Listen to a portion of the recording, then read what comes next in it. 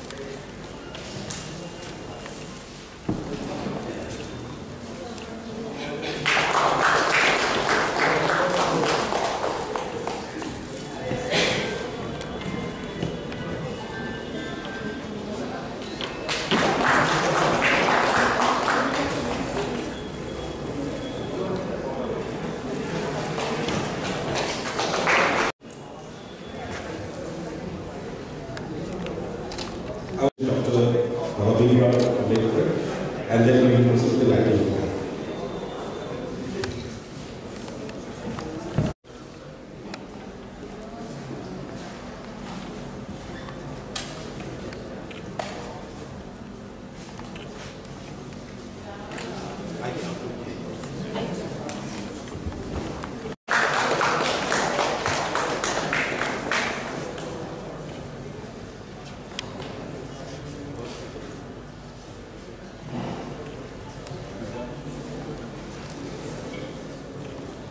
Opportunity for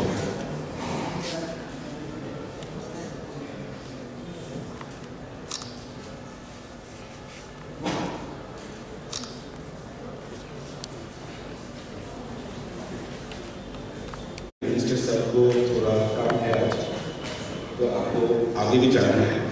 इससे पहले मैं आप लोगों ने सर डिग्री का फिल्म देखा और आप मुझे ये बताने में बहुत खुशी होगी कि डिग्री त्रिपुरा में पिछले 5 साल से एक्टिव है। हमने काम किया है।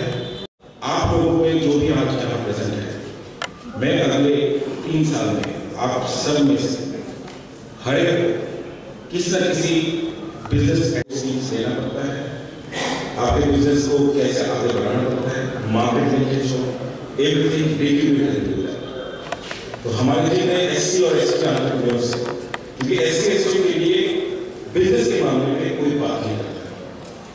ग्रोथ सिर्फ नौकरी में नहीं, हम सब लोग नौकरी मांगने के लिए इधर उधर भटकते रहते हैं, लेकिन हमारे पास स्किल्स है, हमारे पास ध्रुवा जी का कि उन्होंने इतने लोग यहाँ पर इकट्ठे कर सके और इतने लोग यहाँ पर आज आके एंटरप्रेन्योरशिप पे बात कर सकते हैं।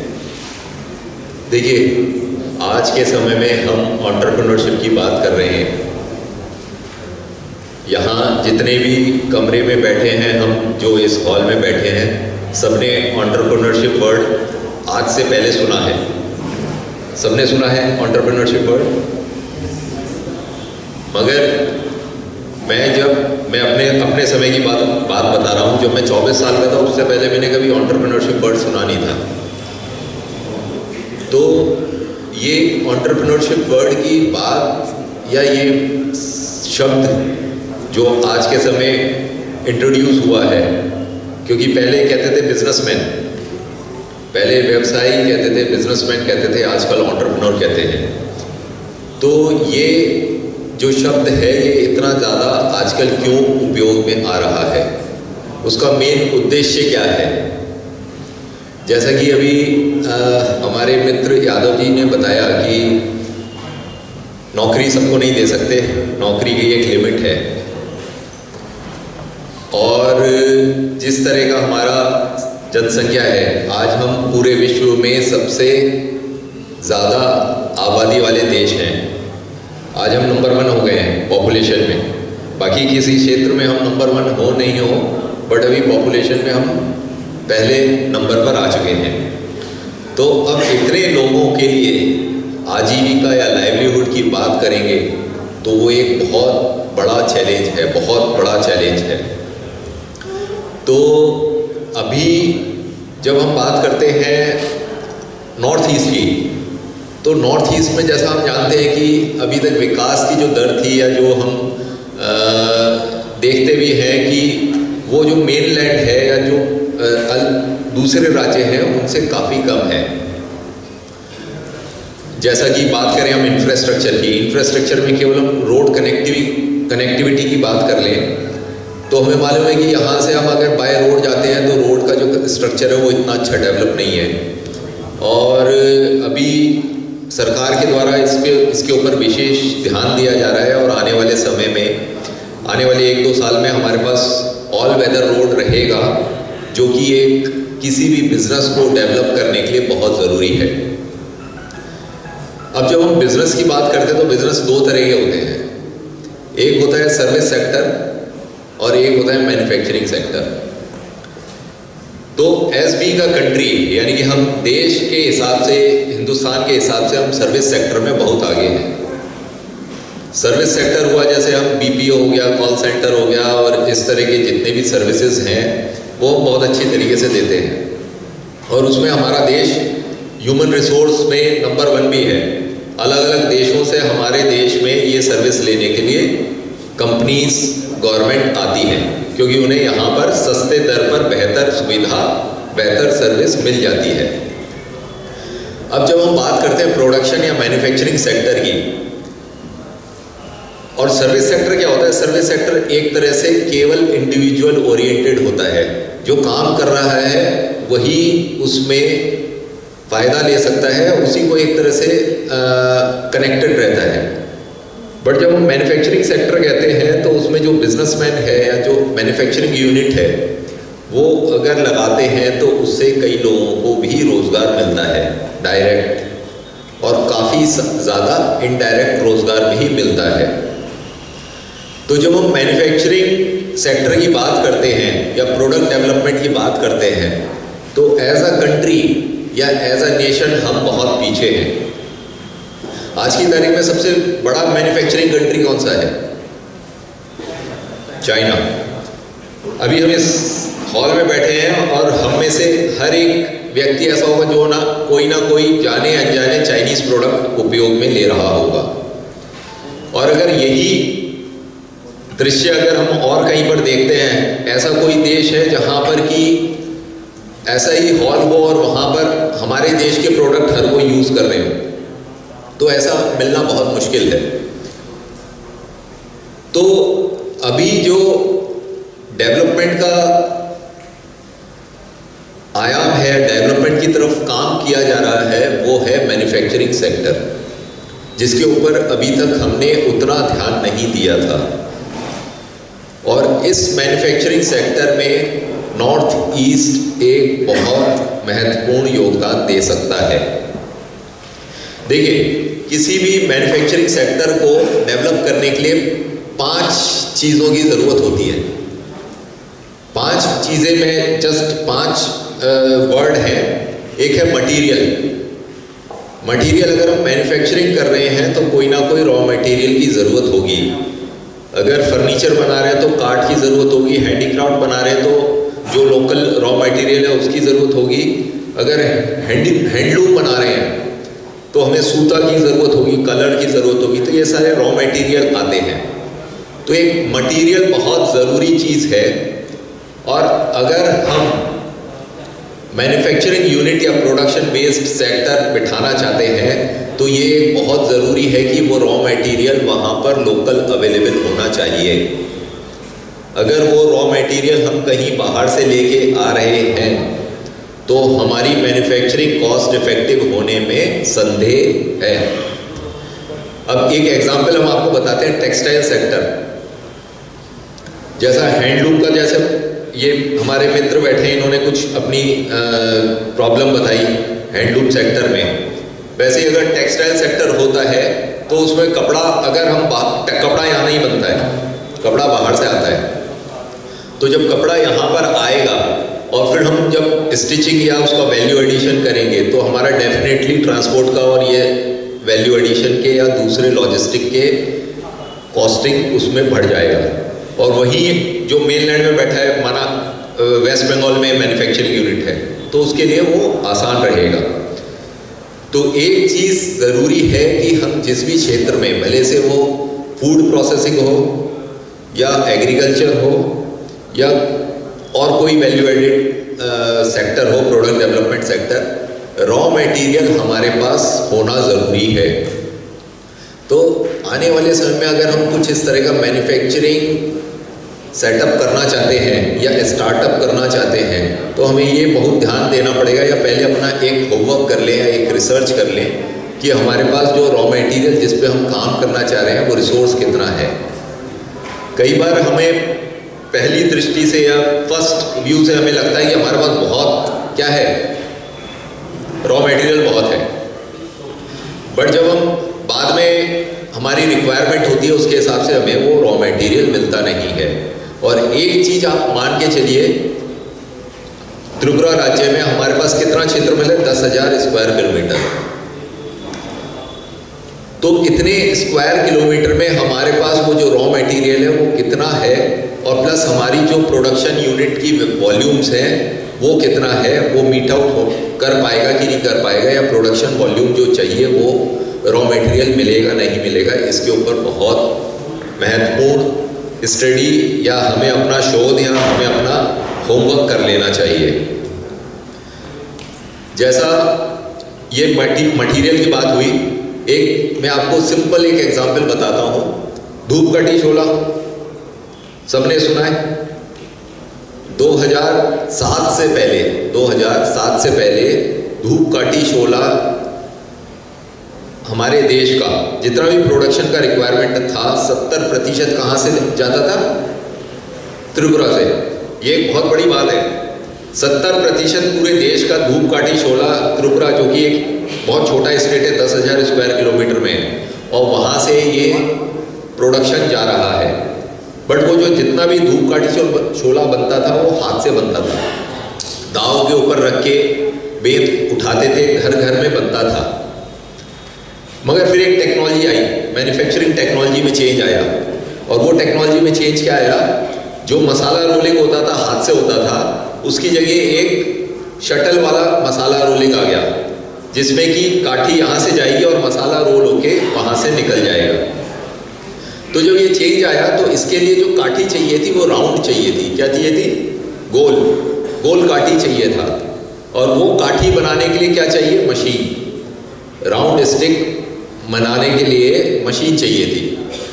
तो अब देखिए, रोलिंग के लिए काठी चाहिए था, उसकी वजह से जो हमारी हाथ की बनाई हुई जो काठी थी उसकी मार्केट डिमांड क्या हो गई? खत्म। आज की तारीख में आप में से कई लोगों ने उस समय देखा होगा हाथ से बनते हुए स्टिक। आज की तारीख में आप कहीं पर भी धूपकाठी शोला बनते हुए नहीं देख सकते हैं। और मजे की बात यह है, धूपकाठी शोला फास्टेस्ट मूविंग कंज्यूमर गुड है। मतलब कि हर दिन आप जला रहे हो और हर दिन उसकी अगले दिन उतना ही डिमांड पैदा हो रही है। तो इसका डिमांड खत्म नहीं होगा। और इसका डिमांड ये नहीं है कि भाई हिंदू जलाएंगे, मुस्लिम जलाएंगे, इसको सब समुदाय वाले लोग जलाते हैं। अब ये जो धूपकाठी शोला आज की तारीख में हमारे देश में 90% धूपकाठी शोला चाइना वियतनाम से आ रहा है। तो आप जो स्टिक जला रहे हैं सुबह के समय, हो सकता है वो स्टिक कहाँ की होगी? चाइना या वियतनाम की। तो ये आपको मैंने इसलिए उदाहरण दिया क्योंकि इसके अंदर में टेक्नोलॉजी का, अगर हमने टेक्नोलॉजी को यूज़ नहीं करा, या जो उस समय प्रोडक्शन के लिए जो तकनीक की ज़रूरत है, अगर हम वही पुराने सिस्टम में रहे और टेक्नोलॉजी का उपयोग नहीं करा, तो हम हो सकता है उस मार्केट में पिछड़ जाए। अभी जो दूसरा एम था, पहला एम था मटेरियल, दूसरा एम है मैन पावर। मैन पावर यानी कि ह्यूमन रिसोर्स। अभी इस कक्ष में हम जितने भी लोग बैठे हैं, कितने लोग 30 साल से कम हैं? 30 साल से कितने लोग कम हैं? काफी लोग 30 साल से कम होंगे जिनको समझ में नहीं आ रहा है कि मैं क्या बोल रहा हूं। 30 साल से कम मैं इसलिए बोल रहा हूं आज की स्टैटिस्टिक्स जो है वो ये बताता है कि हमारे देश का 50% से ज़्यादा युवा 30 साल से कम है। तो हम जो इधर बैठे हैं हम ओल्ड इंडिया में आते हैं। तो इतना बड़ा युवा कंट्री, मतलब आने जो विश्व है, पूरा जो दुनिया है वो हमारी तरफ देख रहा है कि भाई, और जब ये जो बात हम इंटरनेशनल प्लेटफॉर्म पे बोलते हैं तो लोग जब ये स्टैटिस्टिक्स जानते हैं तो उनको बड़ा आश्चर्य होता है। आप मानिए 70 करोड़ से ज़्यादा लोग 30 साल से कम है। तो इन 70 करोड़ से जो हमारा युवा लोग हैं उनके लिए रोज़गार की बहुत ज़्यादा या कोई लाइवलीहुड की अपॉर्चुनिटी प्रोवाइड करनी पड़ेगी। और इसी को देखते हुए भारत सरकार ने एंटरप्रेन्योरशिप के ऊपर ध्यान दिया और एंटरप्रेन्योरशिप से रिलेटेड नए नए स्कीम्स, मैं आज अपने ऑफिस की बात करूंगा, उसके अलावा और भी जितने भी आज के समय भारत सरकार के या राज्य सरकार के दफ्तर हैं वो नौकरी निकालने से ज़्यादा एंटरप्रेन्योरशिप पे ध्यान दे रहे हैं।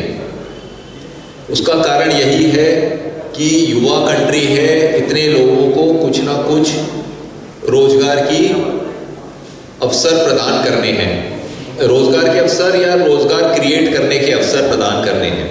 तो ये जो ह्यूमन रिसोर्स है हमारे पास है, बट ये ह्यूमन रिसोर्स जो है उसके पास राइट स्किल होना ज़रूरी है। राइट स्किल देखिए, आज के समय हम सब डिजिटल हैं, सबके पास मोबाइल है। तो सॉफ्ट स्किल जो पहले समय हम ज्ञान वाली बातें करते थे सेमिनार सिम्पोजियम में, अगर आप चाहें, अगर इस यंत्र का या इस मोबाइल का या इस खिलौने का अगर सही उपयोग करना चाहें तो इससे हम बहुत सारी चीज़ें, ज्ञानवर्धक चीज़ें समझ सकते हैं, जान सकते हैं। तो हमारा जो प्राइमरी या सॉफ्ट स्किल वाली चीज़ें हैं वो इससे काफ़ी हद तक हम जान सकते हैं। उसके बाद जो हमारा दूसरा स्किल डेवलपमेंट है, देखिए आज की तारीख में हर राज्य में स्किल डेवलपमेंट के प्रोग्राम चल रहे हैं। भारत सरकार ने स्किल डेवलपमेंट पे एक स्पेशल मिनिस्ट्री या मंत्रालय बनाया है जो आज से 7-8 साल पहले नहीं था। उसका उद्देश्य यह है कि अलग अलग सेक्टर को पहचानना, उस सेक्टर से रिलेटेड क्या स्किल गैप है, क्या गैप है, क्या चीज़ की ज़रूरत है, उसके ऊपर काम करना। मगर मैक्सिमम स्किल डेवलपमेंट प्रोग्राम, जैसे मैं खुद काफ़ी सालों से स्किल डेवलपमेंट पे काम कर रहा हूँ, बट हम जानते हैं कि स्किल डेवलपमेंट हम जो कर रहे हैं उसको उतना लाभ नहीं मिल पाता है अंत में। उसके बहुत सारे कारण हैं। केवल एक कारण होता तो आज तक ये प्रॉब्लम नहीं रहती। और कोई सी भी प्रॉब्लम अगर हमेशा चलती रह रही है तो आप मान के चलिए उसका एक कारण नहीं है। अगर एक कारण होता है तो वो प्रॉब्लम का सॉल्यूशन मिलना बहुत आसान होता है।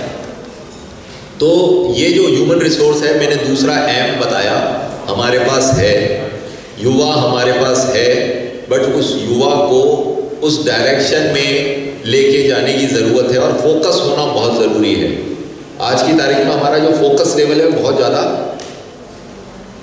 बदल गया है। हम बहुत जल्दी विचलित हो जाते हैं और हम बहुत जल्दी सेकेंडरी इंफॉर्मेशन के ऊपर में काम करने चालू कर देते हैं। अब तीसरा जो एम है वो है मशीन। मशीन को आप समझ लीजिए, टेक्नोलॉजी समझ लीजिए। अगर हम कोई भी प्रोडक्शन बेस्ड एक्टिविटी कर रहे हैं तो हमें उस सेक्टर से रिलेटेड जो टेक्नोलॉजी चाहिए, जो मशीन चाहिए, जो इंफ्रास्ट्रक्चर चाहिए, वो अप टू डेट होना चाहिए। हम मोबाइल यूज़ करते हैं तो हमेशा मोबाइल कंपनीज क्या बोलती है, उसका स्पेसिफिकेशन बताती है कि इतना रैम है, इतना इसका प्रोसेसर ये क्वालिटी का है, इसका कैमरे के इतने पिक्सल्स हैं। तो वो टेक्नोलॉजी, मतलब उसको आप जो मशीन यूज़ कर रहे हो, आप जो टूल यूज़ कर रहे हो, उसमें कितना पावर है। उसी तरीके से अगर मैन्युफैक्चरिंग सेक्टर में है तो उससे रिलेटेड जो मशीन या जो टेक्नोलॉजी है वो अप टू डेट होना चाहिए। अगर वो अप टू डेट नहीं है, अभी भी हम बैठ के वही हाथ से कुछ कर रहे हैं या चीज़ें कर रहे हैं, हम ऑब्सोलीट हैं।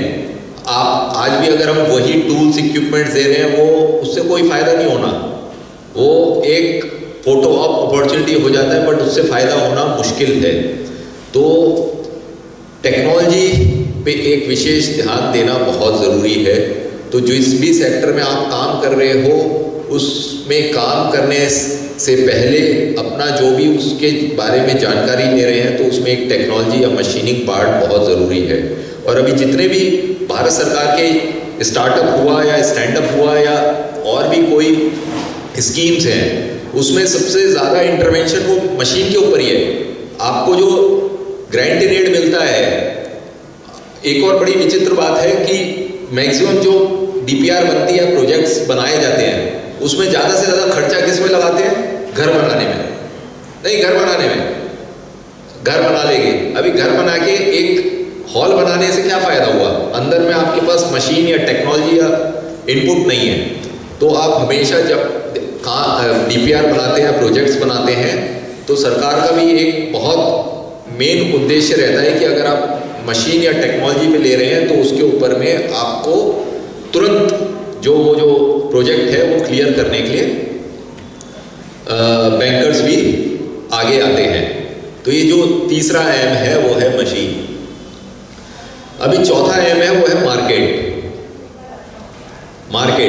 भाई हम जो प्रोडक्ट बना रहे हैं, वो प्रोडक्ट बना किसके लिए रहे हैं? वो प्रोडक्ट हम बना रहे हैं बेचने के लिए, मार्केट के लिए। अगर हम बहुत सुंदर प्रोडक्ट कुछ बनाते हैं, कोई बहुत अच्छा सामान बनाते हैं और उसका मार्केट ही नहीं है या उसका रिक्वायरमेंट ही नहीं है, तो आप कितना भी अच्छा बना लो, आपका सामान बिकेगा नहीं। तो आपको मार्केट ड्रिवन प्रोडक्ट बनाना बहुत ज़रूरी है। अब अगर हमारा ये हैंडलूम प्रोडक्ट है, तो ये हैंडलूम प्रोडक्ट का क्या मार्केटेबल प्रोडक्ट है? ये तो एक इसका फॉर्म हुआ। इससे रिलेटेड आप इसमें फर्दर वैल्यू एडिशन या मार्केट ओरिएंटेड प्रोडक्ट क्या बना सकते हैं? आप इससे दूसरे, अगर इसके अंदर में आपका डिज़ाइनर या कुछ इनपुट आता है जो इससे नए प्रोडक्ट डेवलप करे, जिसको आप फर्दर वैल्यू एडिशन करके नए मार्केट या नए निश को आप ढूंढ सकते हैं। तो ये जो मार्केट है सबसे इम्पॉर्टेंट है। मार्केट ड्रिवन प्रोडक्ट बनाना बहुत उपयोगी, बहुत ज़रूरी है। और चौथा एम है वो है ओवरऑल मैनेजमेंट, या आप मानिए फंडिंग या फाइनेंस। ये सब इसी के अंदर में आता है। फाइनेंस आ गया, मनी आ गया या मैनेजमेंट आ गया, ये पूरा आपका इसके अंदर में आपका आता है। तो जब आप कोई प्रोजेक्ट बनाते हैं, प्रोजेक्ट बनाने के साथ आज के समय आप कोई सा भी, अभी बैंक का कुछ इशू था, आपका डीपीआर बनाते हैं, तो डीपीआर बनाने में देखिए बैंक आपको लोन देने के लिए बैठा है, बट बैंक की भी कुछ एक ड्यू डिलीजेंस है, उसको भी एक पेपर वर्क चाहिए होता है, वो सारी चीज़ें चाहिए होती हैं। तो अगर वो सारे चीज़ें प्रॉपर हैं और बैंक को भी दिखता है कोई प्रॉफिटेबल बिजनेस है, उसके आगे बैंक खुद भाग के जाता है, भैया मेरा लोन ले लो आप। और कई जगह आप उनके पीछे भागते रहते हो और वो भागते हैं, ठीक है। तो एक प्रायोरिटी सेक्टर होता है, एक नॉन प्रायोरिटी सेक्टर होता है। अगर प्रायोरिटी सेक्टर के कुछ प्रोजेक्ट्स होते हैं, उसमें बैंक आगे फोरफ्रंट होकर काम करता है। बट जो नई टेक्नोलॉजी बेस्ड होते हैं, जहाँ पर कि प्रोजेक्ट प्रूवन नहीं है, कि पता नहीं है कि प्रोजेक्ट सही सफल होगा कि नहीं होगा, तो ऐसी चीज़ों में थोड़ा सा जो फाइनेंस मैटर या बैंक होता है वो थोड़ा पीछे रहते हैं। बट उसके लिए भी भारत सरकार ने नए तरह के स्टार्टअप फंड्स, स्टैंडअप फंड्स, वो इसी तरह के फंड हैं जिसमें कि आप नए जो सेक्टर्स हैं, उन सेक्टर्स में आप अपना इनपुट या आप अपना फाइनेंस सपोर्ट ले सके। तो ये मैंने थोड़ा सा एक नॉर्मल एक इकोसिस्टम या फाइनेंस एंटरप्रेन्योरशिप या कोई बिजनेस चलाने के लिए कुछ 5 बिंदु बताए थे। बाकी मैं north east centre for technology application and reach, इसको शॉर्ट फॉर्म में बोलते हैं नेक्टर। ये department of science and technology का एक संस्थान है, उसमें कार्य करता हूँ। और यहाँ पर त्रिपुरा में मुझे रहते हुए 13 साल हो गए। 13 साल से यहाँ पर एक संस्थान है, शायद आप में से कुछ जानते होंगे, बांस एवं बेत उन्नयन संस्थान, bamboo and cane development institute बोलते हैं, BCDI लीचू बगान। तो उसके अंदर काम करता हूँ। प्लस अभी करीबन 1-1.5 साल से ऊपर से अभी PCDI में जो भी काम होता है वो अभी नेक्टर के थ्रू हम करते हैं। तो जैसा आपने इसके अंदर में देखा, नेक्टर के नाम में पहला तो नॉर्थ ईस्ट है। नॉर्थ ईस्ट मतलब ये जो हमारा संस्थान है नेक्टर, वो नॉर्थ ईस्ट ड्रिवन है या नॉर्थ ईस्ट के ऊपर फोकस्ड है। मेन प्रायोरिटी क्या है? North east. और ये स्पेसिफिकली बनाया ही नॉर्थ ईस्ट के लिए है, ताकि नॉर्थ ईस्ट में डेवलपमेंट किया जा सके। और दूसरा ये संस्थान है साइंस एंड टेक्नोलॉजी का, तो इसके अंदर में हमारा मुख्य उद्देश्य होता है टेक्नोलॉजी ड्रिवन डेवलपमेंट, कि टेक्नोलॉजी की सहायता से किस तरह से हम प्रोडक्ट डेवलपमेंट या प्रोडक्शन की एक्टिविटी कर सके। तो ये एक सबसे मुख्य उद्देश्य है नेक्टर का। हमारा जो हेड ऑफिस है वो है शिलोंग में, देन उसके बाद एक ऑफिस हमारा गुवाहाटी में, अगरतला में हमारा लीचू बगान में bamboo and cane development institute से हम काम करते हैं। तो ये हमारे कुछ ऑफिसेज हैं। अभी देखिए, ये जो नेक्टर है सन 2012 में बनाया गया था। और बेसिकली ये जो संस्थान है, भारत सरकार के 2 मिशन थे। एक मिशन था NMBA, national mission on bamboo application, और दूसरा मिशन था MGA, mission on Jio special application. ये 2 मिशंस को मिला के मर्ज करके ये नेक्टर बनाया गया था। तो इसका जो मुख्य गतिविधियां हैं वो जैसे आप देखते हैं कि जो हमारे देश में अलग अलग लैब हैं, जैसे IITs हैं, CSIR लैब्स हैं, यूनिवर्सिटीज़ हैं, ICAR के डिपार्टमेंट्स हैं। तो वहाँ पर जो शोध हुआ है या जो रिसर्च हुई है या जो टेक्नोलॉजी डेवलप हुई है, उस टेक्नोलॉजी को हम यहाँ पर लाके उसको ग्रास रूट लेवल तक लेके जा सके और आप लोग उस तकनीक को या टेक्नोलॉजी को उपयोग करके प्रोडक्ट डेवलपमेंट एक्टिविटी कर सके। तो ये एक महत्वपूर्ण जिसे कहते हैं एम है, ऑब्जेक्टिव है संस्थान का। दूसरा है जो लोकल अवेलेबल नेचुरल रिसोर्सेज, जो मैंने पहला एम बताया था, वो हमारे पास कटहल है, हमारे पास पाइनएप्पल है, हमारे पास टी है, यहाँ पर रबर वुड है, बैम्बू है। तो ये सारे लोकल रॉ मटेरियल हैं। इन रॉ मटेरियल को किस तरह से फर्दर वैल्यू एडिशन करा जा सके और फाइनल प्रोडक्ट बना के कैसे मार्केट में भेजा जा सके, तो उसके ऊपर में एक विशेष ध्यान रहता है। तीसरा क्या होता है, जैसे मैंने आपको बताया कि कई जो टेक्नोलॉजी होती है, पहली बार जब टेक्नोलॉजी आती है या तकनीक आती है तो हम उसको जानते नहीं कि ये टेक्नोलॉजी सही है कि नहीं है। तो उसको डेमोन्स्ट्रेट करना, यानी कि उसको उस तकनीक को लगाना और उसको लोगों को उसके बारे में जानकारी देना या दिखाना, प्लस उसका वैलिडेट करना। वैलिडेट कैसे होगा? अगर मैं ड्राइंग टेक्नोलॉजी लाया, फूड प्रोसेसिंग, जो हम फूड आज के समय में सबसे बड़ा जो सेक्टर है वो है फूड प्रोसेसिंग। आप अगर आपके पास जो फूड मटेरियल है, जैसे फल है या सब्जी है या फूल है, कुछ उन चीज़ों को अगर आप प्रोसेस करके बाहर भेज सकते हैं, वो सबसे ज़्यादा डिमांड में रहता है। तो उससे रिलेटेड अगर बहुत सारी टेक्नोलॉजी है, फ्रीज ड्राइंग है, सोलर ड्राइंग है और भी नॉर्मल ड्राइंग सिस्टम है, तो वो उससे रिलेटेड टेक्नोलॉजी को हम लेके आते हैं, उसको वैलिडेट करते हैं, उसका डेमोन्स्ट्रेशन करते हैं, ताकि आप लोग समझ सको, जान सको। नहीं तो क्या होता है, हमने देखा नहीं होता है, हमें लगता है ये बहुत अच्छा चीज़ है, बट जब हम अपने यहाँ पर लाके उसका एप्लीकेशन करते हैं तो वो उतना बेहतर नहीं होता है। तो ये वैलिडेशन एक इम्पॉर्टेंट चीज़ है। चौथा है स्किल डेवलपमेंट एक्टिविटीज़। इन सारी चीज़ों से रिलेटेड, एंटरप्रेन्योरशिप से रिलेटेड स्किल डेवलपमेंट एक्टिविटीज़ का एक बहुत ज़रूरी रिक्वायरमेंट रहता है, बहुत ज़रूरी उसकी रिक्वायरमेंट रहती है। तो ये स्किल डेवलपमेंट के लिए हमारे अलग अलग एसोसिएशंस हैं, अलग अलग लोगों के साथ हमारे टाई अप्स हैं, जिसमें कि EDII हुआ या और भी कई रिसर्च इंस्टीट्यूट हैं जैसे NITs हो गए या ICR के इंस्टीट्यूट्स हो गए, उनके साथ हमारा टाई अप्स रहता है, जिसमें कि हम बेनिफिशियरी या जो पार्टिसिपेंट्स हैं उनको हम वहाँ ट्रेनिंग के लिए भेजते हैं और अलग अलग तरह के स्किल डेवलपमेंट प्रोग्राम्स कराते हैं। और बाकी उसके अलावा वर्कशॉप्स, कॉन्फ्रेंस जो कि नॉर्मली एक्सटेंशन के काम होते हैं उसके ऊपर हम काम करते हैं। तो अब ये देखिए, यहाँ पर ये सारे एक्टिविटीज़ हैं जिसमें कि हम काम करते हैं। ऐसा नहीं है कि केवल फूड प्रोसेसिंग हुआ या बैम्बू केन हुआ या हैंडलूम हुआ। आपका जियो स्पेशल एक्टिविटीज़ होता है कि सैटेलाइट की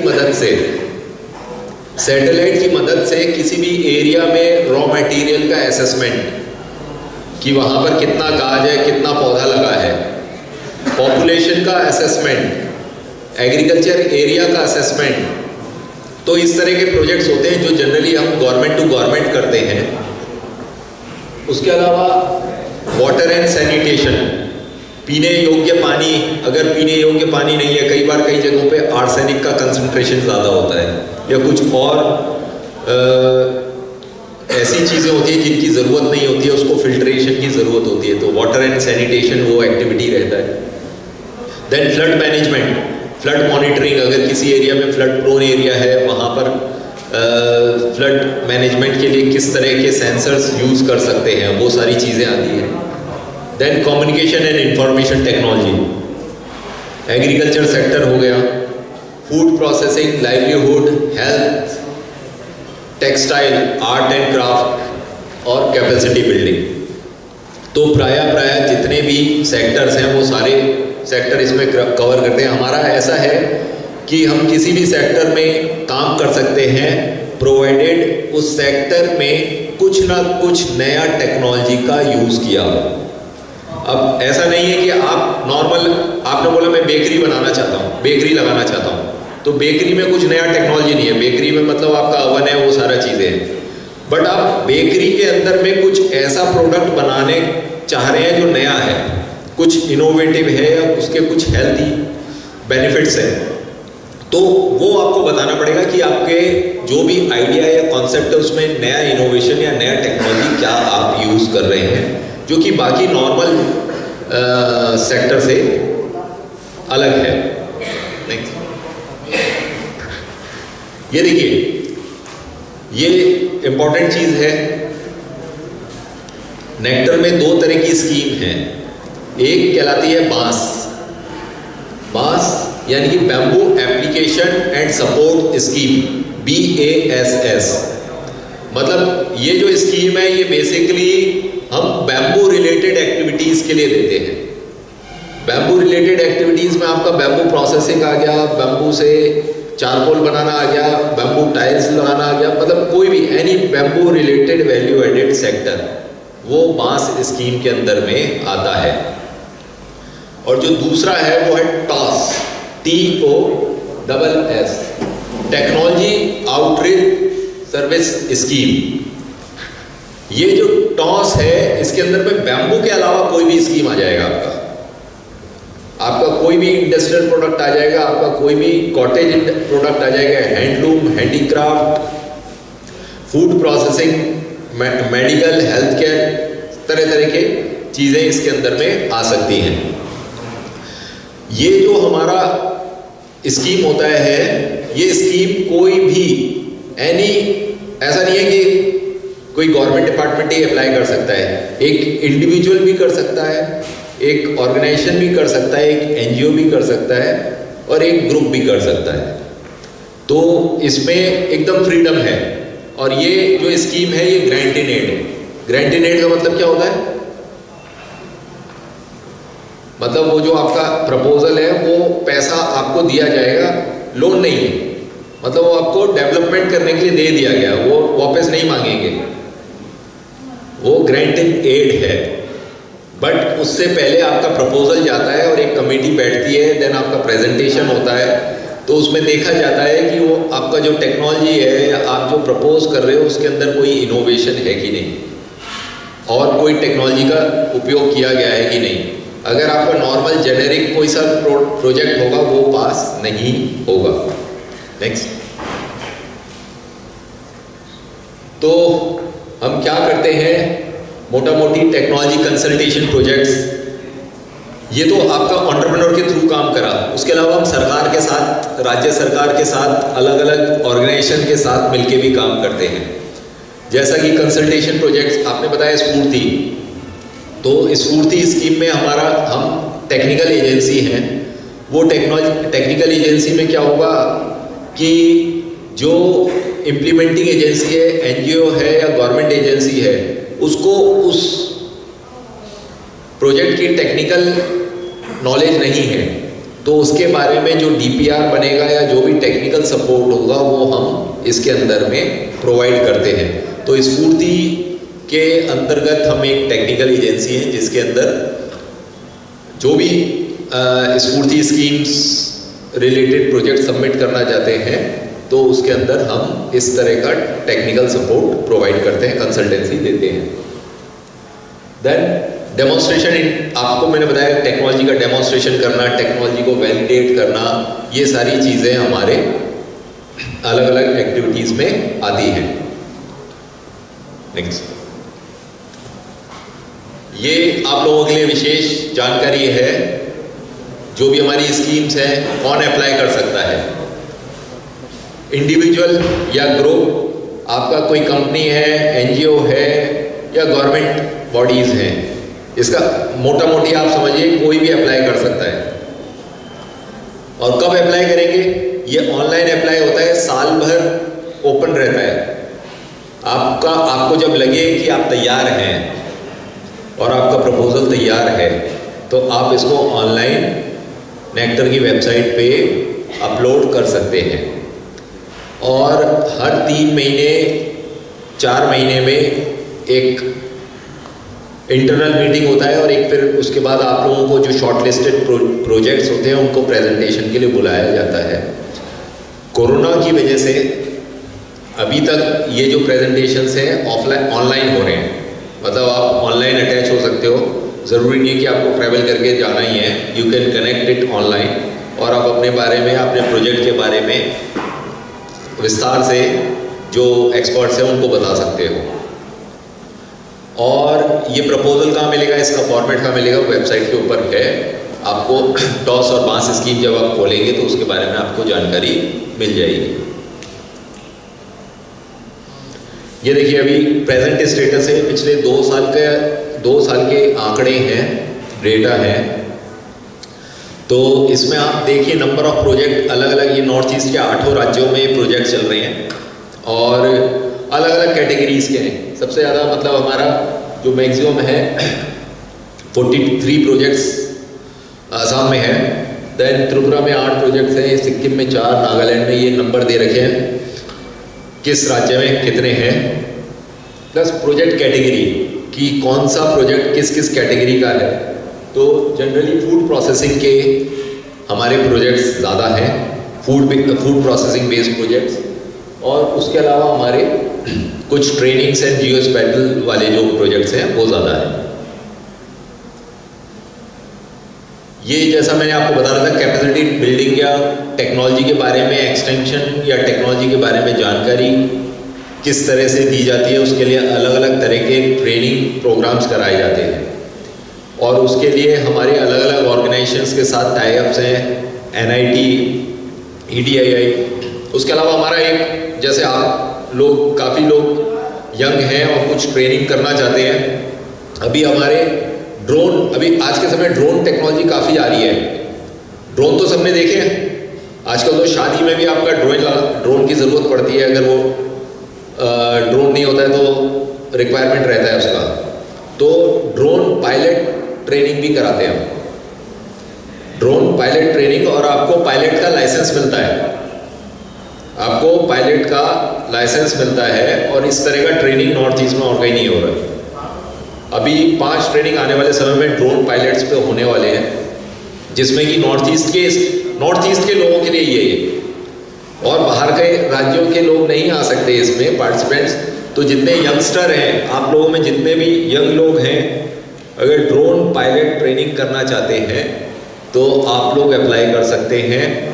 नेक्टर की वेबसाइट पे जाएंगे, उसके साइड में व्हाट्स न्यू है, उसमें ड्रोन पायलट का एडवर्टाइजमेंट निकला हुआ है। आपको पायलट का लाइसेंस मिलेगा। ड्रोन हर कोई नहीं चला सकता है, उसके लिए भी लाइसेंस लगता है। जैसे बाइक चलाने के लिए लाइसेंस लगता है, हालांकि ज़रूरी नहीं है, हमारे देश में बिना लाइसेंस के भी चलाते हैं। तो ड्रोन के अंदर भी ऐसा है, बिना लाइसेंस के कई लोग चला रहे होते हैं, बट ड्रोन के लिए एक लाइसेंस की ज़रूरत होती है, वो ड्रोन लाइसेंस है, पायलट लाइसेंस। देन उसके अलावा एक जियो स्पेशल, मतलब आप सैटेलाइट से किस तरह से डेटा लेके, सैटेलाइट के डेटा से किस तरह से आप सर्वे कर सकते हैं, तो GIS बेस्ड भी हमारी ट्रेनिंग होती है। तो ये दो टेक्नोलॉजी आने वाले भविष्य के लिए बहुत ज़रूरी हैं। और आने वाले भविष्य में जितना भी मॉनिटरिंग है, सरकार की जितनी भी स्कीम्स हैं, उसकी monitoring GIS and drone based ही होगी। भले से आप उसको एग्रीकल्चर सेक्टर सबसे बेस्ड एक्टिविटी हो या non agriculture sector based activity हो, उसकी जितने भी आपके आजकल जियो टैगिंग हो गया है, जो भी बेनिफिशियरी है, जो भी सेटअप है, जियो टैग्ड है।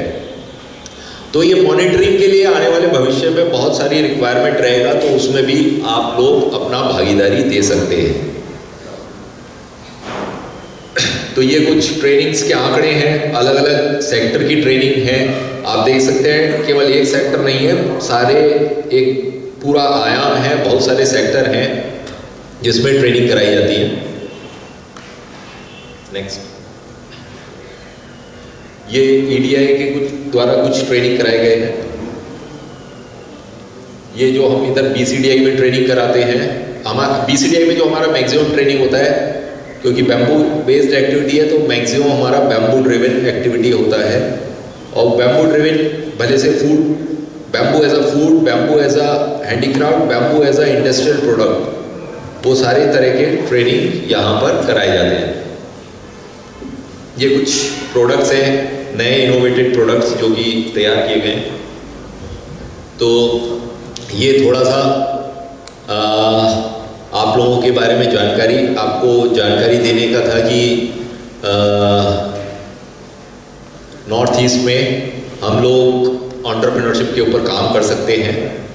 और बड़ी विशेष बात है, बड़ी विचित्र बात होती है, मैं जो हमेशा बोलता हूँ कि एंटरप्रेन्योरशिप के बारे में कौन बात कर रहे होते हैं? जो खुद नौकरी कर रहे होते हैं। तो ये एक विडंबना है। दूसरा, एक हमारा कल्चर क्या है, आज भी हमारी ये सोच है कि नौकरी जो कर रहा है वो बेहतर है, उसकी सोसाइटी में भी क्या है, ज़्यादा वैल्यू है। और जो एंटरप्रेन्योर या व्यवसायी होता है उसका सोसाइटी में वैल्यू कम होता है। एक मैं आपको एग्जाम्पल बता रहा हूँ, ये एग्जाम्पल मैं आपको एक्चुअल एग्जाम्पल बता रहा हूँ जो कि एक एंटरप्रेन्योर की आत्मकथा है। तो उसमें क्या था, एक एंटरप्रेन्योर काफ़ी सफल एंटरप्रेन्योर है, उसने काफ़ी अच्छा सेटअप करा और ये सारी चीज़ें करी, ठीक है।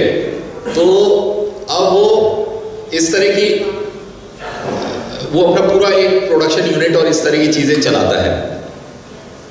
बट क्या हुआ, कुछ समय पहले वो एंटरप्रेन्योर अपने प्रोडक्शन यूनिट में था और एक कोई अफसर थे, सरकारी अफसर थे, तो उनकी जो वाइफ थी उनको देखना था वो चीज़।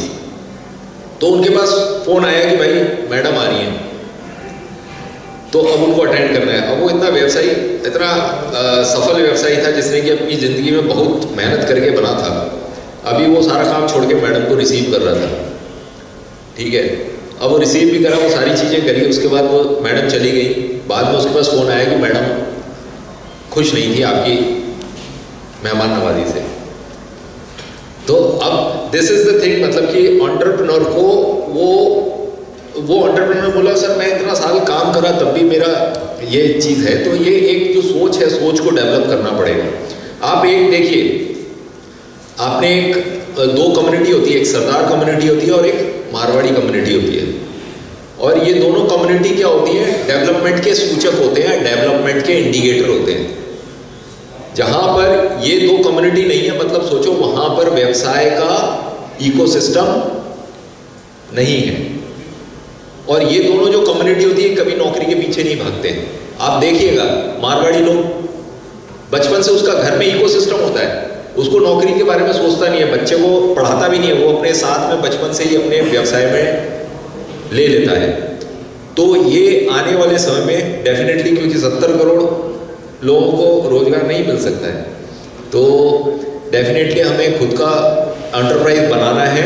और आज के समय जो डिजिटल टाइम है इसमें बहुत स्पीड में चेंजेस आ रहे हैं, और हमें पूरा विश्वास है जो आने वाले पिछले 2-3 साल में हम खुद देख रहे हैं, नए लोग आ रहे हैं, तो हमें पूर्ण विश्वास है कि व्यवसाय की तरफ और मैन्युफैक्चरिंग की तरफ या प्रोडक्शन बेस्ड एक्टिविटी की तरफ हम आगे बढ़ेंगे, और हम अपना विकास के साथ साथ अपने राज्य का, अपने रीजन का और अपने देश का भी विकास करेंगे। धन्यवाद।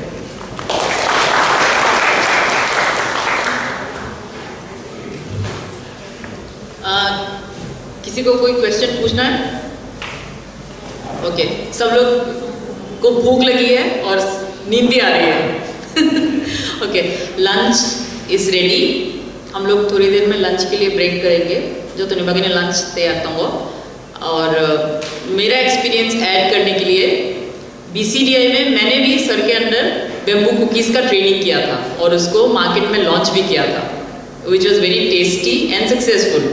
बट आमारो काउंसिल निभागे अब माने कंटिन्यू खाइमालिया। If anybody is interested, there are very interesting schemes BCDI और तमाम स्कोप तो अपॉर्चुनिटी तो खाइना नहीं सुनता। बैम्बू बेस्ड प्रोडक्ट्स कोई करना चाहता है तो सर से कांटेक्ट कर सकते हैं। BCDI में बहुत इंटरेस्टिंग चीज़ें कर सकते हैं और इनोवेटिव चीज़ें कर सकते हैं, और उसको कैसे आगे बढ़ाना है उसमें भी सर हेल्प करते हैं। तो विल ब्रेक फॉर लंच। हाँ, तो सभी लंच करते हैं। Everybody is hungry. साल जो आपकी जो CGTMS की फीस है ये कम होती जाएगी। ऐसा नहीं कि वो हर साल 1% जो आपने स्टार्टिंग में लोन लिया था उसका लगेगा, तो ये एक अच्छी बात है। और अगर नॉर्थ ईस्ट की बात करें तो इसमें भी जो आपका जो बैंकर्स हैं, वो हालांकि बैंकर का एक पार्ट आ जाता है, उसमें भी हम जाके जो RBI की तरफ से मीटिंग्स होती हैं उसमें उसको अवेयरनेस करते रहते हैं। हम खुद बैंकर्स को बोलते हैं कि आप खासकर त्रिपुरा में जितने भी एंटरप्रेन्योर्स, त्रिपुरा में जो भी नॉर्थ ईस्ट में हैं, तो इस फैसिलिटी का आप उसका अवेल कीजिए। तो बैंकर्स के लिए भी इसके लिए अवेयरनेस काफ़ी किया गया है, तो आप इसका अवेल कर सकते हैं। अगर त्रिपुरा की मैं बात करूँ तो यहाँ पर अभी हम कुछ एक्टिविटीज़ कर रहे हैं, वो मैं आपको एक हल्का सा झलक दिखा सकता हूँ। तो नेक्स्ट स्लाइड करेंगे। जैसे कि आप देख सकते हैं, सिडबी पिछले 35 सालों से जो ऑलमोस्ट 20-32 सालों से इसमें भारत में MSME इंडस्ट्रीज़ के लिए कार्य कर रही है, और हमारा मेन मकसद है कि कैसे न कैसे देश में एंटरप्रेन्योरशिप का कल्चर विकसित हो, और MSME micro small and medium enterprises है, इनको मदद दी जाए कि कैसे आगे बढ़ पाएँ। Next slide. अगर त्रिपुरा की बात करें तो यहाँ पर हम प्रमोशन एंड डेवलपमेंट एक्टिविटीज़ पर काफ़ी फोकस कर रहे हैं, और हमने यहाँ पर हर साल स्वावलंबन ग्रामीण उद्योग मेला कराते हैं, यानी कि जो एंटरप्रेन्योर्स हैं उनको एक प्लेटफॉर्म मिलता है जिसमें कि वो अपने जो प्रोडक्ट्स हैं वो दिखा सकते हैं, और वो स्पॉन्सरशिप हमारी तरफ से की जाती है। हर साल ये हो रहा है। और अगर हम इसी साल की बात करें तो यह आपका जो जगह है शेखरकोटे विक्रम नगर में, यहाँ हमने ऑर्गेनाइज किया था 30 दिसंबर 2022 से 3 जनवरी तक। हर साल हम कर रहे हैं। Next slide. जैसे कि आप फोकस में देख सकते हैं, ये 2021 का है। हाँ, जैसे कि आप देख सकते हैं 2021 का है, और ये 4-5 दिन का प्रोग्राम चलता है। जो भी आसपास के त्रिपुरा जो अगरतला है और जो इसके रूरल एंटरप्रेन्योर्स हैं उनको एक प्लेटफॉर्म मिलता है कि वो अपना सामान बेच पाएँ, और अच्छा खासा यहाँ पर उनका सेल्स होती है। Next slide. ये आप देख सकते हैं, ये जितने भी स्टॉल्स वगैरह हैं वो सब सिर्फ की तरफ से ऑर्गेनाइज कराया जाता है, हर साल हो रहा है ये। Next slide. ये इसी साल का है, अभी जो मैंने बताया दिसंबर से, वो पिछले साल का था, 2021 का था, ये 2022 का था। ये इसमें भी आप देख सकते हैं। दूसरा है स्वावलंबन रोल मॉडल। इसमें हम क्या करते हैं कि जो एंटरप्रेन्योर्स हैं उनको हम ग्रांट के रूप में पैसा देते हैं, या लोन नहीं है, ग्रांट के रूप में देते हैं। जो माइक्रो एंटरप्रेन्योर्स हैं मान लीजिए किसी को मशीन के कुछ है, कुछ टूल्स की आवश्यकता है, कोई फर्नीचर उसको चाहिए, इक्विपमेंट्स चाहिए, ताकि वो अपना जो बिज़नेस है और उसमें वो उसको हेल्प मिल सके। उसके पास हालांकि पैसे की मान लो कुछ शॉर्टेज है, वो पैसा खरीद नहीं पा रहा है, तो हम उसको लोन नहीं दे रहे, ग्रांट देते हैं, 1 लाख रुपए तक का रहता है, माइक्रो एंटरप्रेन्योर्स के लिए है। उसके भी आप कुछ देख सकते हैं। Next slide. जैसे कि आप देख सकते हैं कि ये हमने ट्रेनिंग कराई थी, तो ये आपका जो ब्यूटी पार्लर का है ये कोई डिस्ट्रिक्ट में हुआ था। कोई डिस्ट्रिक्ट में जो छेबरी वाला बेल्ट है, कोई डिस्ट्रिक्ट में आगे भी मैं बताऊंगा जो हमने प्रोग्राम्स कराए हैं, तो उसमें हमने MEPP का नाम का एक प्रोग्राम कराया था, माइक्रो एंटरप्राइजेस प्रमोशन प्रोग्राम, जो कि जिसमें हमने मोर देन 200 यूनिट्स को ग्राउंडिंग कराया है। उसमें स्पेशली फोकस रहा था SC/ST एंटरप्रेन्योर्स के लिए, खासकर ट्रैवल जो एंटरप्रेन्योर्स उनके लिए जो महिलाएं थी, और जो ट्रैवल हो या SC की महिलाएं उनके लिए कराया गया था। और फिर बाद में उनको हमने सपोर्ट भी दिया है ताकि वो जो ट्रेनिंग के बाद अपना स्टार्ट कर सके। तो ये देख सकते हैं जो उनको जो सामान मिला हुआ है वो है। Next slide. ये यहाँ भी आप देख सकते हैं कि जो अच्छा इसमें एक दो काफ़ी महिलाएं ऐसी थी जो मान लो कोई विडो है या जो डेजर्टेड, मतलब जो उनके हस्बैंड है, एक दो महिलाओं से मैंने खुद भी बात की कि उनके हस्बैंड की डेथ हो चुकी है या वो छोड़ के मतलब उनको छोड़ के चले गए थे। तो स्पेशली ऐसा फोकस किया गया कि उनको कुछ स्किल्स सिखाए जाए ताकि वो अपना जीवन यापन कर सकें। तो चाहे वो टेलरिंग का है, ब्यूटी पार्लर का है और क्लोथ बैग का है, आप फोटोज में देख सकते हैं। ये सब मैंने इन सबको खुद यहाँ विजिट किया है और देखा है। Next slide. दूसरा है हमने इक्फा यूनिवर्सिटी के साथ किया था, स्वावलंबन क्लब यहाँ पर बनाया गया था, जिसमें एक स्वावलंबन वॉल हमने बनाई थी। और इसमें क्या होता है कि 30-40 स्टूडेंट्स का एक ग्रुप रहता है और जिनको फिर सेशन दिया जाता है, एक्सपर्ट सेशन देते हैं एंटरप्रेन्योर्स जो एग्जिस्टिंग है उनके द्वारा, बैंकर्स के द्वारा, कि कैसे वो जो अपना खुद का एक एंटरप्रेन्योर मतलब जो बिजनेस है वो सेटअप कर सकते हैं। तो यह हमने स्वावलंबन क्लब के द्वारा किया है इक्फा यूनिवर्सिटी में। Next slide. ये MEPP प्रोग्राम जो मैं भी आपको बता ही रहा था, माइक्रो एंटरप्राइजेस प्रमोशन प्रोग्राम, यह 5 साल तक प्रोग्राम चला गया था कोई डिस्ट्रिक्ट में। और अभी जो एस्पिरेशनल डिस्ट्रिक्ट है धलाई, उसमें किया जाएगा, चूँकि पहले वो बैकवर्ड डिस्ट्रिक्ट बोला जाता था, अब उसका नाम चेंज करके एस्पिरेशनल डिस्ट्रिक्ट कर दिया गया है। तो वह धलाई में अभी किया जाएगा। ये खोए में कंप्लीट हो चुका है। इसमें आपकी 200 यूनिट्स को ग्राउंडिंग किया था और इसमें बेस्ट ट्रेनिंग सेशंस दिए गए थे, चाहे वह हैंडीक्राफ्ट का है, बेम्बू प्रोडक्ट्स का है, ब्यूटी पार्लर का, 3 व्हीलर रिपेयरिंग का था, 2 व्हीलर रिपेयरिंग का था, मोबाइल फोन रिपेयरिंग का था। और इसका मैंने खुद जाकर देखा है, बेनिफिशियरी से बात की है। ऐसे ऐसे मतलब जो बेनिफिशियरीज हैं कि वो पहले कुछ नहीं करते थे और अब वो महीने के 40 से 50 हज़ार रुपये भी कमा रहे हैं। जो महिलाएं हैं, खासकर छेबरी में एक ब्यूटी पार्लर है मेन रोड पर, तो वो महिला से मैं जब उनसे बात की तो उसने बोला हाँ सर, महीने का हम मतलब रोज़ का हम 2-3 हज़ार, आप जानते हैं ब्यूटी पार्लर वगैरह में अच्छा खासा कमाई होता है, ठीक है। तो मतलब रोज़ का मतलब महीने का 40-50 हज़ार रुपये नेट सेविंग कर रहे हैं। और उन्होंने खुद 2-3 मतलब असिस्टेंट भी रखे हुए हैं।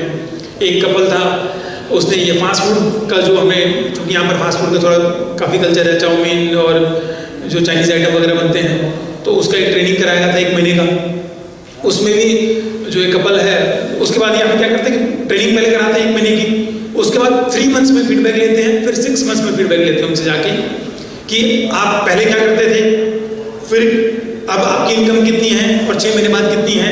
और फिर उसमें जो सक्सेसफुल थोड़ा सा दिखता है उसको और सपोर्ट किया जाता है। कुछ होते हैं कि वो ट्रेनिंग लेने के बाद, खासकर महिलाएं हैं या बाकी भी हैं, वो क्या करेंगे, अच्छा ब्यूटी पार्लर करने के लिए हमें दुकान नहीं खोलेंगे, हम तो अपना मेकअप या जो रिलेटिव्स वगैरह उन्हीं का कर देंगे, तो उसके लिए नहीं है। तो इस हिसाब से हमने प्रोग्राम कराया है। और कुछ का हमने जो और भी अच्छे हुए उनका हमने अमेजन और फ्लिपकार्ट से उनका ऑनलाइन प्लेटफॉर्म्स पे लिंक भी कराया है, ताकि वो जो अपना सामान है वो अब वो ऑनलाइन भी सेल्स कर रही हैं, तो वो भी हमने कराया है।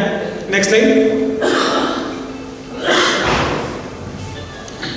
यहाँ पर आप देख सकते हैं ये 2 व्हीलर रिपेयरिंग के जो शॉप्स हैं, ये एक पूरा बैच रहता है 30 का, ठीक है। तो उसमें हमने 2 व्हीलर रिपेयरिंग का कराया था, ये टेलरिंग का कराया था, तो जो इस तरह से हमने कराया है। Next slide. ये जब मैं इंटरेक्शन करने गया था तब की है, मैं यहाँ पर पिछले 6 साल हो चुके, 6 साल से ही हूँ। और ये फास्ट फूड का है, ठीक। ये जो खोवाई का एक बड़ा सा ग्राउंड है शहर में, वहाँ पर उस आदमी की दुकान है, हस्बैंड वाइफ दोनों मिलके ये भी जब इनसे पूछते गए तो हाँ सर अच्छा कमा रहे हैं, मतलब रोज़ का 2-3 हज़ार रुपये हम अपना एक्सपेंडिचर निकालने के बाद भी हमारा उसमें बच रहा है। ये ब्यूटी पार्लर का आप देख सकते हैं जो हमने इनको सामान भी दिया था बाद में, और ये उन्होंने किया हुआ है। Next slide. और इनको काफ़ियों को जो प्रधानमंत्री मुद्रा योजना है, हालांकि इनको स्टैंडअप में तो नहीं मिल पाया, ठीक है, और इनको एक्चुअली की आवश्यकता भी नहीं थी, ठीक, लेकिन किसी को 5 लाख रुपया, किसी को 2 लाख रुपया, किसी को 7-8 लाख रुपया तक, हमने 5 लाख रुपये तक तो मैंने काफ़ियों को दिलवाया है। क्योंकि जब हम स्टेट लेवल की मीटिंग होती है, ऐसे ही डिस्ट्रिक्ट लेवल की भी मीटिंग होती है, तो उसमें जो LDM होते हैं, लीड डिस्ट्रिक्ट मैनेजर, उनके साथ हम मीटिंग्स करते हैं, तो स्पेशली जो बेनिफिशियरीज होते हैं उनको हम बोलते हैं कि सर हाँ इन्होंने ट्रेनिंग ली है, नाउ दे इसके लिए अपना बिजनेस चला पाएंगे, तो उनको हेल्प मिलती है। ये खासकर जो यहाँ सीमेंट का पानी की टंकी रहती है या गमले रहते हैं, वाटर फिल्टर्स जो आपके यहाँ पानी के लिए होता है, उसका एक प्रोग्राम किया गया, तो वो उनके बेनिफिशियरी हैं। ये क्लोथ और पेपर बैग का बेनिफिशियरीज हैं, उनके लिए हैं। Next slide. ये उद्यम संज्ञान एक्सपोजर विजिट, ये मैं एक कल ही करके आया हूँ, एक मैंने ये 18 जनवरी को की थी। तो 18 जनवरी को हमने यहाँ पर क्या किया था, जो स्पाइसेस का खासकर यहाँ मसाले वगैरह का जो रहता है, तो उनमें जो बेनिफिशियरीज हैं उनकी जो यानी कि जो माइक्रो और स्मॉल एंटरप्रेन्योर्स होते हैं, उनकी जो बड़ी फैक्ट्रीज होती हैं जो भी आपके स्टेट में रहेंगी, उनमें उसी सेक्टर की, उसमें हम उनकी विजिट कराते हैं, ताकि जो बेनिफिशियरीज हैं उनको ज़्यादा से ज़्यादा लाभ मिल सके। वो जो लार्ज इंडस्ट्रीज हैं या उनसे जो बड़े उद्यमी हैं, उनकी बेस्ट प्रैक्टिसेस सीख सकें कि कैसे आपको बिजनेस को बढ़ाना है। तो वो जो एंटरप्रेन्योर होते हैं, ठीक है, जैसे कि हम सिस्टर जो फैक्ट्री है, लौंगतराई फैक्ट्री है, आप आगे देखेंगे, तो वहाँ जो भी उनके इंचार्ज हैं, सुपरवाइजर हैं या मैनेजर हैं या जो मालिक हैं, उनसे उनका एक सेशन कराया जाता है, उनसे बातचीत कराई जाती है, और फिर वो पूरी विजिट कराते हैं फैक्ट्री की, और फिर वो अपनी सक्सेस स्टोरी भी वहाँ बताते हैं उन ग्रुप को कि हाँ भाई मैंने इस समय ऐसे स्टार्ट किया था और अब मैंने इसको कैसे कैसे बढ़ाया, कैसे कैसे आप भी अगर कोई महिलाएं हैं, अगर उनका सेल्फ हेल्प ग्रुप का SHG ग्रुप है, तो अगर वो मिलकर करना चाहें तो कैसे कर सकते हैं। तो इस तरह के सेशंस कराए जाते हैं। ये 18 जनवरी को मैंने सिस्टर और लौंगतराई यानी जो स्पाइसेस में जो एंटरप्रेन्योर्स हैं उनकी कराई थी। यस्टरडे मैं करा के आया हूँ, क्योंकि ये PPT मैंने पहले तैयार कर ली थी, तो यस्टरडे मैं करा के आया हूँ। आपका ये पायनियर इंडस्ट्रीज़ हैं, ये जो RK नगर में है, बैम्बू पार्क में, यहाँ पर एक कराया है, और एक अगरबत्ती के लिए हम गए थे मेलागढ़ में, तो वहाँ एक इंडस्ट्री उनसे विजिट कराया है। Next slide. ये आप देख सकते हैं जो ये आपका अच्छा, मैं यहाँ पर जान के बहुत, मुझे अभी तक नहीं मालूम था कि जो जब मैंने ये विजिट की तब पता चला कि जो सिस्टर का RJ ब्रांड लगा हुआ है। जब फैक्ट्री में गया तो पता चला मुन्ना इंडस्ट्रीज है। आप लोग भी जानकर हैरान होंगे, मैं आपको एक मतलब बात बताऊं कि जो सिस्टर ये आप देख रहे हैं मुन्ना इंडस्ट्रीज लिखा हुआ है, तो मैं भी क्या, तो मैंने बोला अरे भैया सिस्टर विजिट तो सिस्टर की होनी थी, मुन्ना में क्यों करा रहे हो? तो उन्होंने बोला कि सर ये सिस्टर तो खाली ब्रांड नेम है, जो इंडस्ट्रीज है वो सारा मुन्ना इंडस्ट्रीज है। ये मुझे जानकर वहीं पता चला, जो उनके मालिक थे उनसे बातचीत हुई, जब चीज़ों को पता चला, और इस तरह से हम विजिट कराते हैं। ये सिस्टर की फोटो है, सिस्टर इंडस्ट्रीज की, जो अगरतला का बाईपास रोड है, फूड पार्क के पास में, वहाँ पर इनकी फैक्ट्री है, वहाँ ये सिस्टर की है। अंदर वो मना कर रहे थे फोटो लेने के लिए, इसलिए वो बोलते नहीं भाई उनके लेबर लॉज, मान लो कुछ लेबर का वायलेशन कर रहे हैं और कुछ कर रहे हैं, तो उनको थोड़ा सा डर हो जाता है कि नहीं सर अंदर कोई कैमरा अलाउ नहीं है। हालांकि लौंगतराई वालों ने भी जब सेशन लिया था, आप नेक्स्ट में देखेंगे। Next slide. ठीक है, ये सेम जो लेफ्ट वाली है ये सिस्टर इंडस्ट्रीज की, जो राइट वाली है ये लौंगतराई की है, फैक्ट्री की है। इनका फैक्ट्री भी है साथ में, और साथ में जो इनका लॉजिस्टिक्स का है सामान का, वो भी लौंगतराई में है। तो वहाँ भी इनकी जो ये जो 2 लेडीज आप कोट पैंट में देख रहे हैं, ये वहाँ की जो मैनेजर हैं, महिलाएं हैं, वो इनको एक तरह से ब्रीफ करी थी सारा उस तरह से। तो ये हमने विजिट कराई है। Next slide. ये जो वहाँ के इंचार्ज हैं, और ये जो नीचे सामान रखा पूरा बोरे रखे हुए हैं, इसमें इन्होंने लौंगतराई वालों ने अपना सामान पैकेज वगैरह किया होता। इसमें भी ये ज़्यादा अंदर फिर फोटो ले नहीं देते, और एक एक करके मतलब 2-2, 4-4 के बैच में ही जाने देते हैं, एक साथ सबको जाने नहीं देते, क्योंकि यहाँ पर काम वाम करते हैं। तो इस तरह से हमने विजिट कराई है। Next slide. दूसरा फाइनेंशियल लिटरेसी कैंप्स, ये हमने अभी बात करें तो FICCI, federation of Indian chamber of commerce and industry, जिस तरह से फिक्की है वैसे डिक्की है, ठीक है। तो फिक्की के साथ भी हमने यहाँ के जो भी यहाँ पर बंशी राजा हैं और जो बाकी अधिकारी हैं उनके साथ हमने पूरे त्रिपुरा में हर एक डिस्ट्रिक्ट में फाइनेंशियल लिटरेसी कैंप कराते हैं, जिसमें कि सेम जो बैंकर्स रहते हैं उसके स्टेट के, मतलब जो उस डिस्ट्रिक्ट के उनके और बाकी जो बंदे रहते हैं उनके द्वारा सेशंस लिए जाते हैं। और जो डिजिटल लिटरेसी है फाइनेंशियल की खासकर बात करें तो चाहे यूपीआई की है, भीम की है और जितनी भी स्कीम्स हैं वो सब बताई जाती हैं। तो इस तरह का प्रोग्राम हम कर रहे हैं। Next slide. ये हमने कुछ CSR एक्टिविटीज़ भी यहाँ पर कर रहे हैं कॉर्पोरेट सोशल रिस्पॉन्सिबिलिटी के तहत। इसमें हालांकि हमने हेल्थ कैंप और उस तरह के काफ़ी चीज़ें कराई हैं, ठीक है, बट वो छोटी मोटी थी। तो एक जो अभी रिसेंट है वो हमने एक वाटर ATM कराया, वह थोड़ा सा बड़ा बजट का था। अदरवाइज 1 या 2 लाख के जो हेल्थ कैंप रहते हैं, आई चेकअप, डायबिटीज़ हेल्थ कम, और जो खासकर जो ये ईंट के बच्चे हैं जो बिल किल्न होते हैं आपके यहाँ पर, जो यहाँ के जो वर्कर्स होते हैं इनके लिए हेल्थ चेकअप, खासकर इनको रेस्पिरेटरी का, सांस का थोड़ा सा प्रॉब्लम रहता है, तो एक दिन का हेल्थ चेकअप करा दिया जाता है कि हाँ भाई आपका कोई प्रॉब्लम है, तो वो डॉक्टर वगैरह उसमें उनको बता देते हैं, ठीक है। तो अभी हमने एक यहाँ वाटर ATM इंस्टॉल किया है। कैंसर हॉस्पिटल जो है आपका Atal Bihari Vajpayee cancer GV hospital के साइड में, वहाँ हमने वाटर ATM इंस्टॉल किया है। Next slide. ये आप फोटो देख सकते हैं, ये कैंसर ATM कैंसर हॉस्पिटल उसके सामने है वाटर ATM। और यहाँ पे आपको बताना चाहूँगा कि ये फुल्ली फंक्शनल है।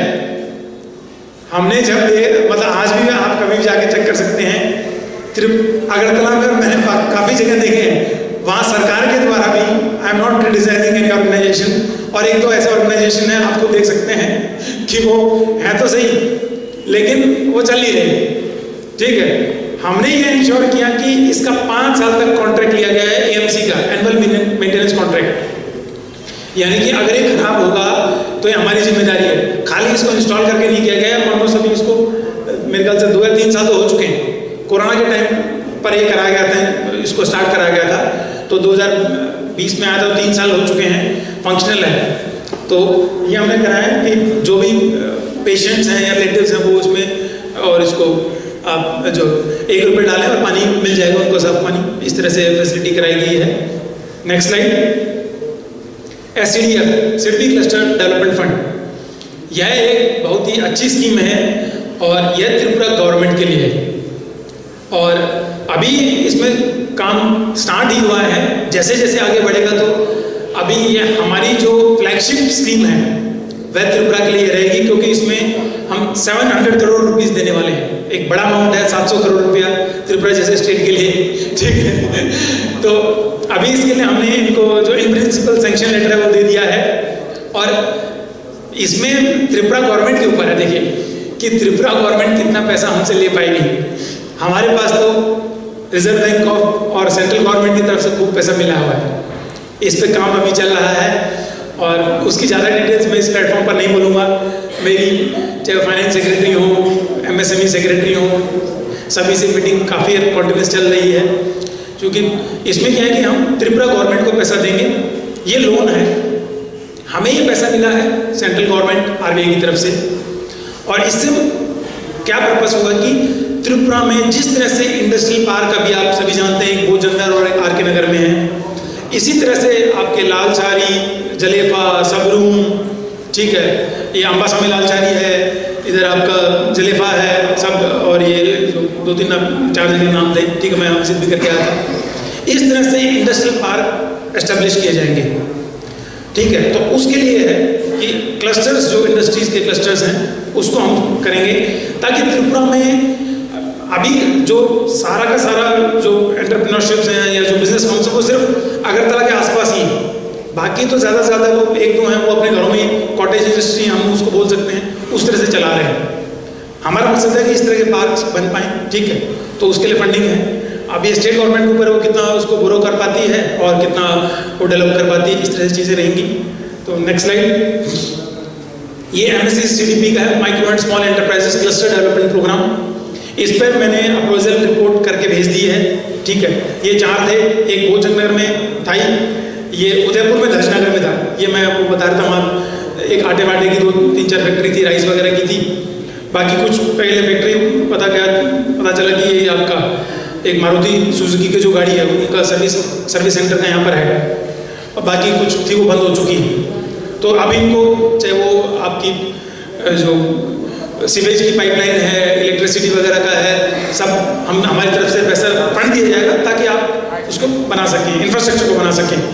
फिर एक जलेफा में है, सबरूम में, यहाँ भी मैं गया था। हालांकि वहाँ तो अभी आपका जो रबर का पेड़ ही खाली लगे हुए हैं, वो एयरमार्क तो कर दिए कि यहाँ पर बनेगा, बट वो अभी पेड़ भी नहीं काटे गए हैं, तो वो एक है। और ये लालछारी अम्बासा में, ये भी अम्बासा रेलवे स्टेशन के बैक साइड में है। तो ये सब त्रिपुरा गवर्नमेंट की तरफ से हम काम कर रहे हैं ताकि वहाँ पर भी कुछ इस तरह से इंडस्ट्रियल पार्क्स बना पाएँ। नेक्स्ट स्लाइड, ये TIDC के साथ में कर रहे हैं, त्रिपुरा इंडस्ट्रियल डेवलपमेंट कॉर्पोरेशन के साथ में मिलकर कर रहे हैं। ये त्रिपुरा स्टार्टअप फंड, ये काफ़ी अच्छा है। ये सिडबी ने अभी इसके लिए जो MOU है वो साइन कर दिया है। ये 50 करोड़ रुपए का स्टार्टअप फंड है। ये जो त्रिपुरा के जो एंटरप्रेन्योर्स हैं, ये इसको उनको फंड दिया जाएगा, ठीक है। तो इसमें से जो 50 करोड़ रुपए का फंड है सिडबी की सब्सिडी है, सिडबी वेंचर कैपिटल लिमिटेड। मतलब इसमें हमारे जो जनरल मैनेजर या चीफ जनरल मैनेजर इनके अधिकारी होते हैं उन्हीं को डेपुटेशन पे भेजा जाता है। तो हमारे जो चीफ जनरल मैनेजर हैं वो आए थे और मैं भी उसमें मौजूद था, और फिर इसको MOU हमने कर लिया है। अब इस पर स्टार्टअप्स को एक तरह से फंडिंग की जाएगी, ठीक है।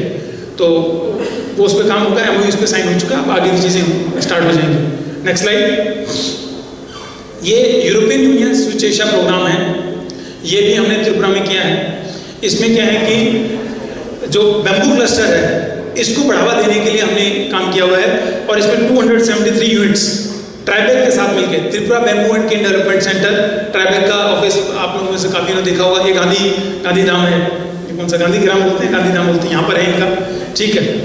तो इनके साथ हमने मिलकर किया है, और हमने काफ़ी जैसे कि नालचर में, सिपाही जिला डिस्ट्रिक्ट में, चारीलाम में, फटीक चेरा और ये मोहनपुर इधर दूध पातिल जो वाला एरिया है, इसमें हमने इसको किया है।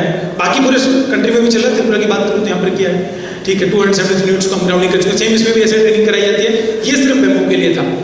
इसमें भी जो फंडिंग रहती है वो सिर्फ हेड ऑफिस की तरफ से नेशनल लेवल से रहती है, ट्राइबेक को जाते हैं, फिर हम काम कराते हैं। नेक्स्ट स्लाइड, ये आप देख सकते हैं कि जो बेनिफिशरीज हैं, मैं बीइंग द ये जो यहाँ पर इंचार्ज हूँ, तो मेरा काम होता है बेनिफिशरीज को वेरीफाई करना जाके, ठीक है।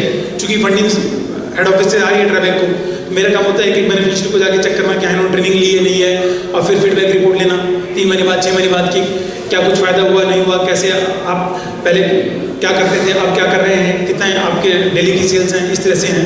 नेक्स्ट स्लाइड, दूसरा स्वावलंबन सिलाई स्कूल, ये हमने कराया है। ये भी कई काफ़ी अच्छा प्रोग्राम है MSME एंटरप्रेन्योर्स के लिए। इसमें देखिए आपको लग रहा होगा कि ये सब चीज़ें बहुत छोटी हैं, पर बात यह है कि चूँकि त्रिपुरा में एक छोटा स्टेट को हम वैसे भी नहीं कर सकते जैसे कि एक महाराष्ट्र या तमिलनाडु जो बड़े ऑलरेडी हाईली इंडस्ट्रियलाइज हैं। यहाँ क्या करना है, वो कल्चर विकसित करना है। सबसे पहली बात यह है कि कल्चर ज़्यादा से ज़्यादा खासकर जो एक्सेप्ट अगर वेस्ट त्रिपुरा अगरतला की बात करें तो बाकी जगह नहीं है, वो एग्रीकल्चर बेस्ड इकोनॉमी ही चल रही है, ठीक। यहाँ लोग सरकारी नौकरी के पीछे भाग रहे हैं, और सरकारी नौकरी के पीछे भाग रहे हैं। मैं आपको बताऊँ, चूँकि मैं SLBC मीटिंग में जाता हूँ तो वहाँ पता चलता है कि अगर हम त्रिपुरा की स्टेट की पॉपुलेशन की बात करें और उसके बाद पॉपुलेशन की रेशियो में बात करके कितने लोगों को सरकारी नौकरी मिली हुई, तो शायद मुझे ध्यान आ रहा है कि वो हालांकि 3-4 साल पहले मीटिंग में बोला गया था, अभी की बात नहीं है, तो उस समय उन्होंने बोला था मोटा-मोटा 3 या 4% लोगों को हमने मिल दिया हुआ है, जो चूँकि वो सेक्रेटरीज वगैरह थे उनके पास डेटा था, मैंने उसको खाली सुना था, तो कह रहे थे कि ये बाकी स्टेट की टोटल पॉपुलेशन और उसके कंपैरिजन में कितने लोग एम्प्लॉयड हैं सरकारी नौकरी में, तो वो वन ऑफ द हाईएस्ट है इन इंडिया। तो चूंकि अधिकारी आपस में बात करें तो वो बोला कि भैया इससे ज़्यादा नौकरी मतलब नहीं मिलेगी, बहुत ऑलमोस्ट स्टैग्नेशन आ चुका है, ये बात सच है। लोग मुझे काफ़ी दुख होता है, हालांकि मैं किसी यहाँ पर कोई ग्रुप या उसके फेवर अगेंस्ट में नहीं हूँ, जब खासकर मैं देखता हूँ 10,000 लोग जो धरने पे बैठे हुए थे, आपका कोई रिलेटिव हो तो मेरा मत मानना, पर दुख होता था कि यार समय बर्बाद कर रहे हैं अपना, ठीक, समय बर्बाद किए जा रहे हैं, धरना दे रहे हैं। 5 साल पहले कोई गवर्नमेंट थी तब से मतलब क्या तो खुद बेवकूफ़ हैं, क्या लोगों को मतलब अपने आप बेवकूफ़ बना रहे हैं, सरकार को जबरदस्ती उम्मीद कर रहे हैं कुछ ना कुछ काम धंधा करो, ठीक है, बैठे रहते हैं, 5 साल फिर चलेंगे, फिर बैठे रहेंगे। तो सरकारी नौकरी के पीछे ना भागे, कुछ ना कुछ, क्योंकि अगर खास बात करें उस मीटिंग में ये बात बोली गई थी कि जो गुजरात जैसे स्टेट, मैं गुजरात का पढ़ाई नहीं कर रहा, लेकिन मुझे कहा था कि गुजरात और इन सब में हार्डली 1% ऑफ द पॉपुलेशन सरकारी नौकरी में है, बाकी सब बिजनेस में है। तो यहाँ भी हमें बिजनेस की तरफ ही करना है, खासकर जो युवा हैं, ठीक है, यहाँ पर कुछ बंदे UI वगैरह से भी आए हैं, तो वो कोशिश करें कुछ न कुछ अपना स्टार्टअप करने के लिए। अच्छा, ये स्वावलंबन सिलाई स्कूल की मैं बात करूँ तो यहाँ भी हमने ये 9 डेज का रेसिडेंशियल प्रोग्राम कराया था। ये आपका कदम तला धर्मनगर में, ठीक है, और एक कल्याणपुर खोवाई में, इसमें महिलाओं को ट्रेनिंग दी गई थी। और ये उषा इंटरनेशनल, उषा जिसकी सिलाई मशीन आती है, उसके साथ हमारे हेड ऑफिस की तरफ से कोलैबोरेशन था, और फिर हमने उनको ट्रेनिंग कराई और साथ में उनको आपका सिलाई मशीन वगैरह भी दी थी। आप नेक्स्ट स्लाइड फोटोज़ में देख सकते हैं, ये आप फोटोज़ देख सकते हैं जो इनकी जो बेनिफिशरीज थे, ठीक है।